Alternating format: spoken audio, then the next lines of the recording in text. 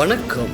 தமிழ் பேசும் மக்களின் உரிமை குரலான வீரகேசரியின் இரவு நேர பிரதான செய்திகள் வாசிப்பது அவினேஷ் ஜான்சன், செய்தியாசிரியர் எஸ் லோகேஸ்வரன். முதலில் தலைப்புச் செய்திகள். சிஐடிக்கு வாக்குமூலம் வழங்க சென்ற நாமல் ஆதரவாளர்களால் ஏற்பட்ட பதற்ற நிலை. கனிமுள்ள சஞ்சீவ படுகொலை, பழிவாங்கல் சதித்திட்டத்தில் ஈடுபட்ட இருவர் கைது. மினுவாங்கொடை துப்பாக்கிச் சூட்டில் ஒருவர் காயம். யாழ் சிறுவன் முல்லைத்தீவில் சடலமாக மீட்பு. மகா சிவராத்திரியை முன்னிட்டு ஆலயங்களில் விசேட பூஜை வழிபாடுகள் முன்னெடுப்பு. மக்களை தாக்கிய AI ரோபோட்டால் சீனாவில் பரபரப்பு. உள்நாட்டு செய்திகள். குற்றப்புலனாய்வு திணைக்களத்திற்கு முன்பாக இன்று மதியம் பதற்ற நிலை ஒன்று உருவாகியிருந்தது.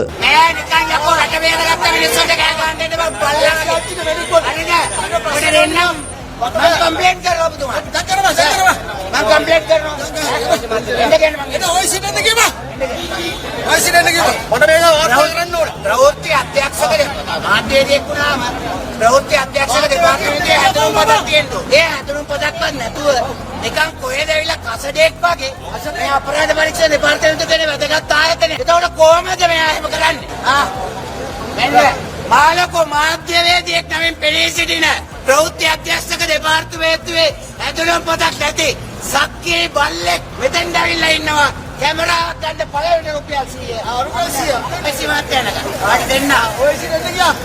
2013 ஆண்டு நடைபெற்ற ஏபஸ் கொள்வனவு தொடர்பில் வாக்குமூலம் வழங்குவதற்காக குற்றப்புலனாய்வு திணைக்களத்திற்கு பாராளுமன்ற உறுப்பினர் நாமல் ராஜபக்ஷ சென்றிருந்தார். இதன் போது அங்கிருந்த நாமல் ராஜபக்ஷவினுடைய ஆதரவாளர்கள் முன் செய்தி சேகரிப்பில் ஈடுபட்டிருந்த ஆளும் கட்சியின் ஆதரவாளரான யூடியூப் செய்தியாளர் ஒருவர் நாமலுக்கு எதிரான கருத்துக்களை வெளியிட்டமையால் இரு தரப்புக்கும் இடையே கருத்து முரண்பாடு ஏற்பட்டிருந்தது. எனினும் சம்பவ இடத்திற்கு விரைந்த போலீசார் அங்கு பதற்ற நிலையை கட்டுப்படுத்தினர். இந்நிலையில் 2013 ஆண்டு நடைபெற்ற ஏபஸ் கொள்வனவு தொடர்பில் வாக்குமூலம் வழங்குவதற்காக குற்றப்புலனாய்வு திணைக்களத்தில் முன்னிலையாகி இருந்த நாமல் ராஜபக்ஷ குற்றப்புலனாய்வு துறையிடம் 5 மணி நேரத்திற்கு மேலாக வாக்குமூலம் அளித்த பின்னர் அங்கிருந்து வெளியேறி இருந்தமை குறிப்பிடத்தக்கது.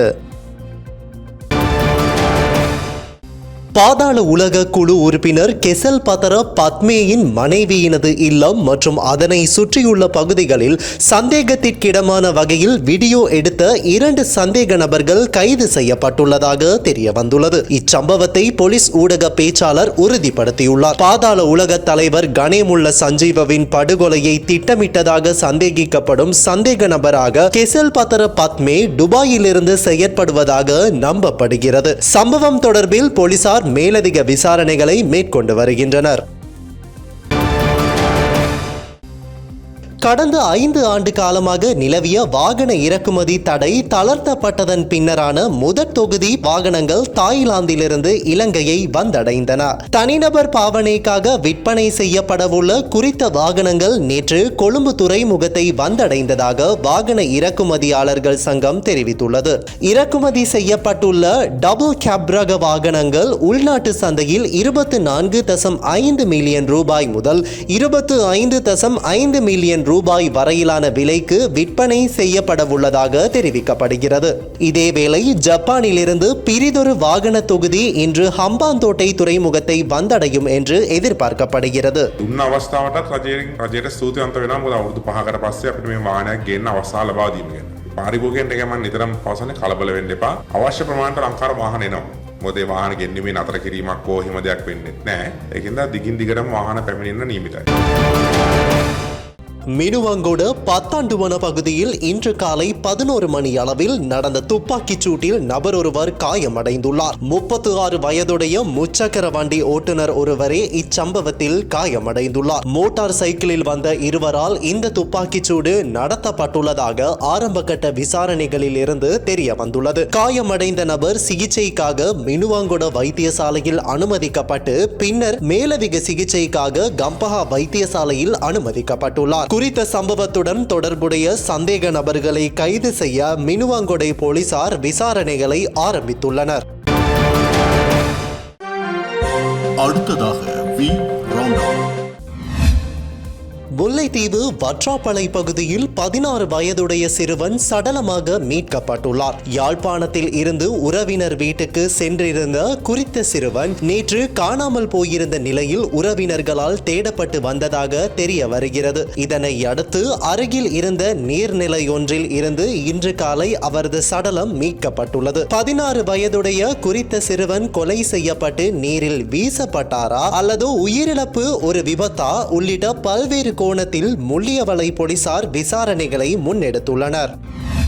நோன்பு காலத்தை முன்னிட்டு கல்முனை பிராந்திய சுகாதார சேவைகள் பணிப்பாளர் டாக்டர் சஹீலா இஸ்ஸடீனின் நெறிப்படுத்தலில் நேற்று பாரிய உணவு பரிசோதனை நடவடிக்கை சம்மாந்துறை சுகாதார வைத்திய அதிகாரி அலுவலகத்திற்கு உட்பட்ட உணவகங்கள் மற்றும் வர்த்தக நிலையங்களில் மேற்கொள்ளப்பட்டன. குறித்த நடவடிக்கையின் போது சாய்ந்தமருது சுகாதார வைத்திய அதிகாரி தலைமையிலான பொது சுகாதார பரிசோதகர்கள் பங்கேற்றனர். இதன்போது மனித நுகர்வுக்கு பொருத்தமற்ற உணவு பண்டங்கள் மற்றும் பொருட்களை சுகாதாரத்துக்கு முறைகேடான வகையில் தயாரித்து வியாபார நடவடிக்கையில் ஈடுபட்ட வர்த்தக நிலையங்கள் உள்ளிட்டவைகள் சோதனை மேற்கொள்ளப்பட்டு பாவனைக்கு உதவாத பொருட்கள் அங்கிருந்து கைப்பற்றப்பட்டன. பின்னர் குறித்த சோதனையில் இனங்காணப்பட்ட 5 உணவக நிலையங்களுக்கு எதிராக வழக்கு தாக்கல் செய்வதற்கான விடயங்களை சம்மாந்துறை சுகாதார வைத்திய அதிகாரி அலுவலகத்திற்கு வழங்கப்பட்டமை குறிப்பிடத்தக்கது.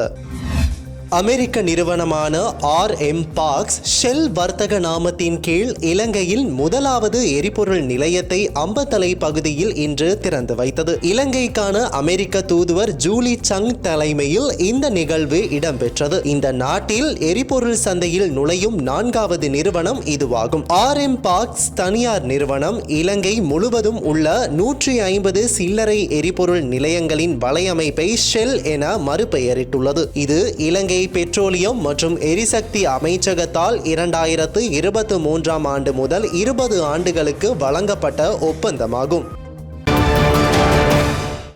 உலக வாழ் இந்துக்களால் இன்றைய தினம் மகா சிவராத்திரி விரதம் அனுஷ்டிக்கப்படுகிறது.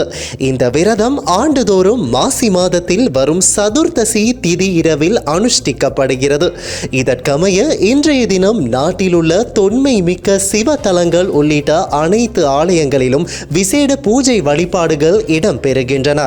அந்த வகையில் கிழக்கிழங்கையின் வரலாற்று சிறப்பு மிக்க மட்டக்களப்பு தேற்றாத்தீவு கொம்புச்சந்தி பிள்ளையார் ஆலயத்தில் சித்தர்களால் ஆலயத்திற்கு ஸ்தாபிக்கப்பட்ட உயிர் லிங்கத்துக்கு அடியார்களின் கைகளினால் அபிஷேகம் செய்யும் நிகழ்வு இன்று காலை சிறப்பாக நடைபெற்றது.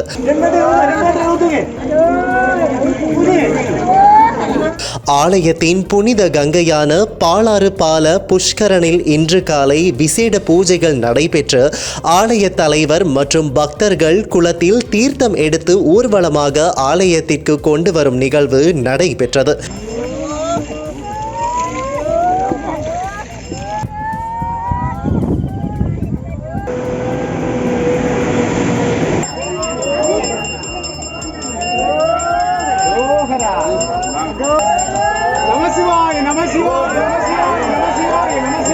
பெருமளவான பக்தர்கள் தீர்த்தம் தாங்கிய வகையில் ஊர்வலமாக ஆலயத்தினை வந்தடைந்ததும் ஆலயத்தில் உள்ள உயிர் லிங்கத்திற்கு விசேட பூஜைகள் நடைபெற்று அபிஷேகம் செய்யும் நிகழ்வும் நடைபெற்றது.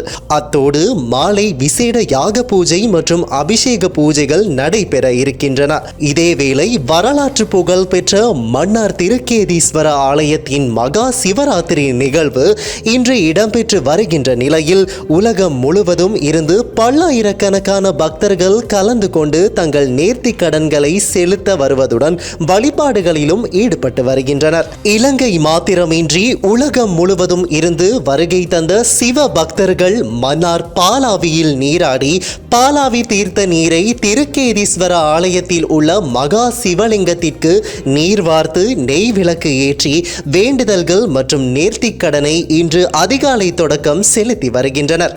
மேலும் மகா சிவராத்திரி நிகழ்வை ஒட்டி விசேட போக்குவரத்து சேவைகள், குடிநீர், சுகாதாரம் உள்ளிட்ட அத்தியாவசிய தேவைகளும் முன்னெடுக்கப்பட்டுள்ளது. அத்துடன் சிவராத்திரி நிகழ்வுகளை முன்னிட்டு திருக்கேதீஸ்வர திருப்பணி சபையின் ஏற்பாட்டில் பல்வேறுபட்ட இந்து கலாச்சார நிகழ்வுகள், அறநெறி சொற்பொழிவு நிகழ்வுகளும் இடம்பெற்று வருகின்றது. அத்தோடு கொழும்பு பொன்னம்பலவாணீஸ்வரர் ஆலயம் மற்றும் திருக்கோணேஸ்வரர் ஆலயம் உட்பட பல்வேறு தலங்களில் மகா சிவராத்திரி விரதம் அனுஷ்டிக்கப்பட்டு வருகின்றமை குறிப்பிடத்தக்கது. உள்ளத்தாலும் உடலாலும் நாங்கள் இறைவனை பணிகின்ற பல விரதங்கள் இருந்தாலும் இன்றைய நாள் உள்ளம் ஒன்றுபட்டு உடலும் அதிலே சேர்ந்திருக்கின்ற எமது கண், உடலுக்கு முக்கியமான கண், இதை கூட நாங்கள் மூடாமல் ஒரு நாள் முழுக்க விழித்திருந்து, அதாவது உறக்கத்தை தவிர்த்து நாங்கள் மெய்யன்போடு வழிபடுகின்ற இந்த சிவராத்திரி முக்கியமான ஒன்று. செயின்ட் பேட்ரிக்ஸ் கல்லூரிக்கும் வட்டுக்கோட்டை யாழ்ப்பாண கல்லூரிக்கும் இடையிலான 108வது பொன் அணிகள் போர் என்று அழைக்கப்படும் மாபெரும் கிரிக்கெட் போட்டி தொடர் மாசி மாதம் 27, 28 மற்றும் பங்குனி 1 ஆகிய 3 தினங்களிலும் யாழ்ப்பாணம் செயின்ட் பேட்ரிக்ஸ் கல்லூரி மைதானத்தில் நடைபெறவுள்ளது. செயின்ட் பேட்ரிக்ஸ் கல்லூரி 175வது ஆண்டு நிறைவை கொண்டாடும் இவ்வாண்டு பொன் அணிகள் போரின் வரலாற்றில் முதன்முறையாக 3 தின போட்டியாக இது நடைபெற உள்ளமை குறிப்பிடத்தக்கது. 108 வருடங்கள் இதோடு முதல் முறையாக நாங்கள் 3 days மேட்சஸாக இதை விளையாட இருக்கிறோம். சந்தோஷத்துக்குரிய விஷயம். 200வது ஆண்டை யாழ்ப்பாண கல்லூரி கொண்டாடி தனது மகிழ்ச்சியை எங்களோடு பகிர்ந்து கொண்டது போல இந்த வருடம் நாங்கள் 175வது ஆண்டு நிறைவை கொண்டாடி எமது மகிழ்ச்சியை யாழ்ப்பாண கல்லூரியோடு பகிர்ந்து கொள்கிறோம். யாழ்ப்பாண கல்லூரி கடந்த காலங்களில் எங்களோடு ஏற்படுத்தி கொண்ட நட்புறவு பாடசாலை கல்லூரி மாணவர்களிடையே மட்டுமல்ல, பழைய மாணவர்களிடையும் ஆசிரியர்களிடையும் தொடர்ந்து செல்கிறது. எதிர்காலத்தில் நல்லதொரு கிரிக்கெட் வீரர்களை உருவாக்குவதற்கான இவ்வாறான வாய்ப்புகள் ஏற்படுத்துவதற்கு பக்கபலமாக இருக்கின்ற டயலாக் ஸ்பான்சர்ஸாக இருக்கலாம் ஸ்ரீலங்கா ஸ்கூல் கிரிக்கெட் அசோசியேஷன், இவர்களுக்கும் எமது கல்லூரியினுடைய பழைய மாணவர்களாக இருந்து கொண்டு ஸ்பான்சர்ஸை தந்து கொண்டிருக்கின்ற இளந்தளிர் விக்டோரியா இன்டர்நேஷனல் அவர்களுக்கும் மீண்டும் எனது நன்றியை தெரிவித்துக் கொள்கிறேன். மாணவர்கள் நீங்கள் சந்தோஷமாக இதை எதிர்கொள்ளுங்கள். மகிழ்ச்சிக்குரிய விஷயம். It's not a competitions, it is a friendly match. And the friendly match, it is we called the big match. So it gives me great pleasure once again to come to this school because we have had ties with this school. Jaffna College has had ties with this school that goes back many years. Just as you heard, it's 108th Battle of the Goals, and it's very unique that in these schools have all 3 forms of cricket. Many of the other schools, even in Colombo, have only 1 or 2 forms.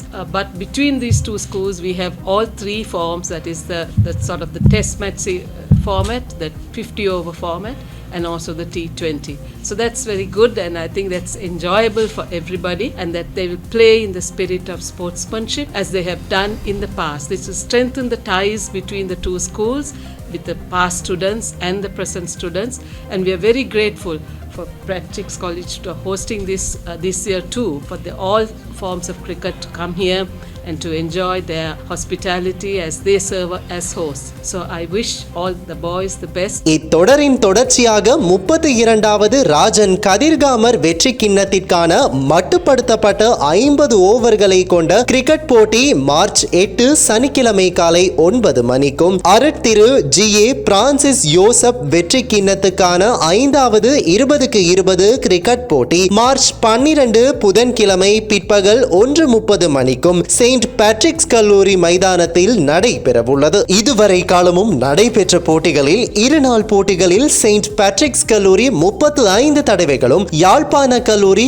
16 தடவைகளும் வெற்றி பெற்றுள்ளன. 31 போட்டிகள் வெற்றி தோல்வியின்றி முடிவடைந்தன. ஒரு போட்டி கைவிடப்பட்டது. ஒரு நாள் போட்டியில் 23 தடவைகள் செயின்ட் பேட்ரிக்ஸ் கல்லூரியும் 7 தடவைகள் யாழ்ப்பாண கல்லூரியும் வெற்றி பெற்றுள்ளன. ஒரு போட்டி இடைநிறுத்தப்பட்டது. T20 கிரிக்கெட் போட்டி தொடரில் செயின்ட் பேட்ரிக்ஸ் கல்லூரி 3 தடவைகளும் யாழ்ப்பாண கல்லூரி 1 தடவையும் வெற்றி பெற்றுள்ளன. இவ்வருடம் செயின்ட் பேட்ரிக்ஸ் கல்லூரி அணிக்கு செல்வம் பட்குணம் மதுஷன் அவர்களும், யாழ்ப்பாண கல்லூரி அணிக்கு செல்வன் சிதம்பரலிங்கம் மதுஷன் அவர்களும் தலைமை தாங்குகின்றனர். வெளிநாட்டு செய்திகள். சீனாவில் செயற்கை நுண்ணறிவியல் தொழில்நுட்பத்தால் இயங்கும் ரோபோட் இயந்திரம் ஒன்று திடீரென பொதுமக்களை தாக்கியுள்ளது. இதன்போது அங்குள்ள அதிகாரிகள் அதனை உடனடியாக தடுத்துள்ள போதிலும் அங்கு பரபரப்பான ஒரு சூழ்நிலை ஏற்பட்டுள்ளது. இச்சம்பவம் பதிவான காணொளியும் தற்போது சமூக வலைதளங்களில் அதிகம் பகிரப்பட்டு வருகின்றது. இந்நிலையில் மென்பொருள் கோளாறே இந்த ஒழுங்கற்ற நடத்தைக்கு காரணம் என்று அதிகாரிகள் சந்தேகிப்பதாகவும் இதனால் எந்த ஒரு திட்டமிட்ட தீங்கும் ஏற்படாது என்றும் தெரிவித்துள்ளனர். மேலும் தற்போது தொழில்நுட்ப புரட்சிகள் குறித்து பேசப்பட்டு வரும் சூழலில் AI குறித்த பாதுகாப்பு அச்சுறுத்தலை இச்சம்பவம் ஏற்படுத்தியுள்ளதாக சர்வதேச ஊடகங்கள் பலவும் கரிசனை வெளியிட்டுள்ளமை குறிப்பிடத்தக்கது. காங்கோ ஜனநாயக குடியரசில் அண்மை காலமாக மர்ம காய்ச்சல் ஒன்று வேகமாக பரவி வருகிறது. கடந்த மாதம் 21ஆம் திகதி வடமேற்கு பிராந்தியமான பொலோபோ நகரில் இந்த நோய் பாதிப்பு முதலாக கண்டறியப்பட்டதாக உலக சுகாதார அமைப்பு தெரிவித்துள்ளது. ஆனால் தொடங்கிய ஒரு மாதத்துக்குள் சுமார் 420 பேருக்கு இந்த காய்ச்சல் பரவியுள்ளது. அவர்களில் 53 பேர் சிகிச்சை பலனின்றி பலியாகியுள்ளனர். எனவே இது குறித்து தீவிர ஆய்வு மேற்கொண்டு வருவதாக அந்த நாட்டின் சுகாதாரத்துறை தெரிவித்துள்ளது. இன்றைய நாணய மாற்று விகிதம்